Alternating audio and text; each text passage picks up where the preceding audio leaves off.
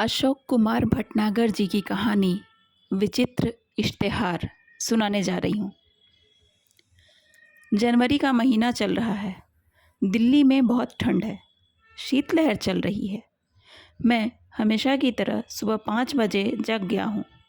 अपने लिए चाय बनाकर पहला सिप लेते हुए आज के अखबार पर एक नज़र डाली है और एक इश्तेहार को देखकर चौंक जाता हूँ। इश्तेहार कुछ इस तरह था। 70 और 65 बरस के वृद्ध पति पत्नी को एक जवान बेटे या बेटी को गोद लेने की ज़रूरत है। साथ में बहू या दामाद या बच्चे हों तो कोई प्रॉब्लम नहीं है। वो हमारे घर या हम उनके घर में रह सकते हैं। हम उन पर बोझ नहीं बनेंगे, बल्कि अपना खर्चा स्वयं करेंगे। ज़रूरत पड़ने पर हम मदद भी करेंगे। बदले में हम उनका मुस्कुराता चेहरा देखना मांगते हैं। सुबह शाम गुड मॉर्निंग गुड इवनिंग हो जाए और बेटा या बेटी कैसे हो बोलने पर एक मुस्कुराता रिस्पॉन्स मिल जाए।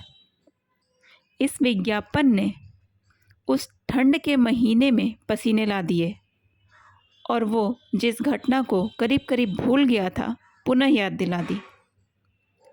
उसका जन्म कहाँ हुआ था उसे नहीं पता। उसने जब होश संभाला अपने आप को एक अनाथालय में पाया।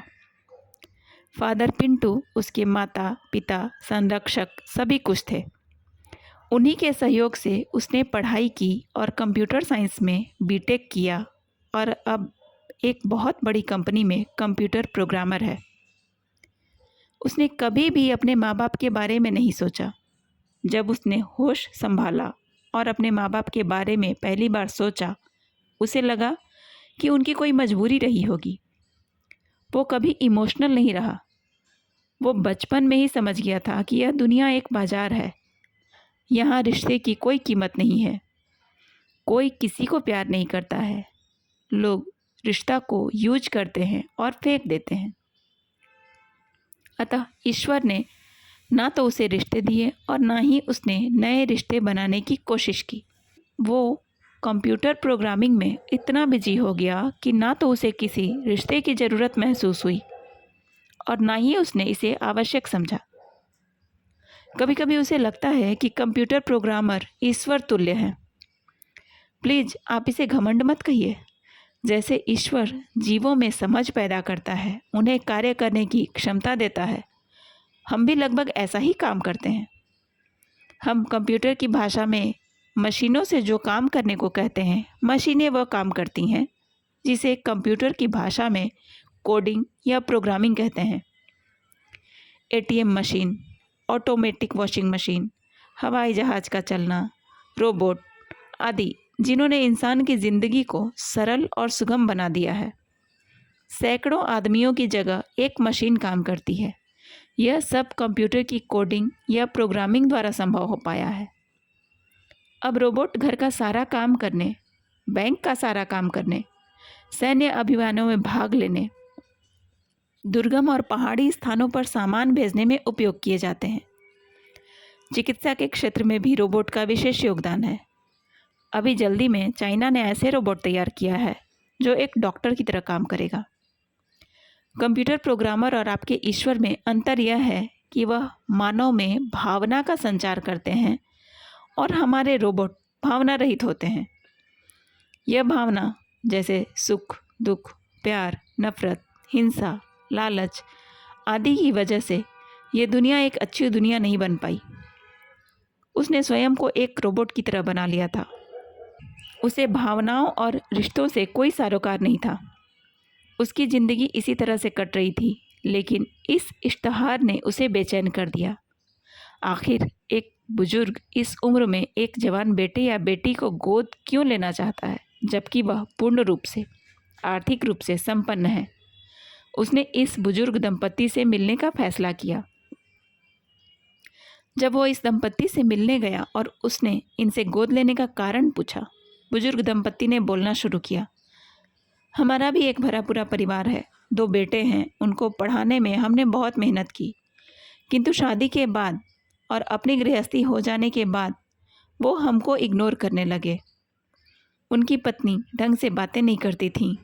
हम लोगों को अपमानित करती थी, हमारा मजाक बनाती थी। हम लोगों को देखकर चेहरा फुला रहता था उन लोगों का। हम लोग अपनी तरफ से काफ़ी कोशिश करते थे, किंतु वो बहुत ही बदतमीज़ थे। उनके अंदर संस्कार नाम की कोई चीज़ नहीं थी। हमें तो आज तक समझ में नहीं आया कि उन्हें किस बात का घमंड था। हम तो अपनी पोती पोतों की वजह से उनके पास रहने के लिए आतुर थे, इसलिए उनके पास रहना चाहते थे, किंतु एक सम्मान, एक इज्जत के साथ।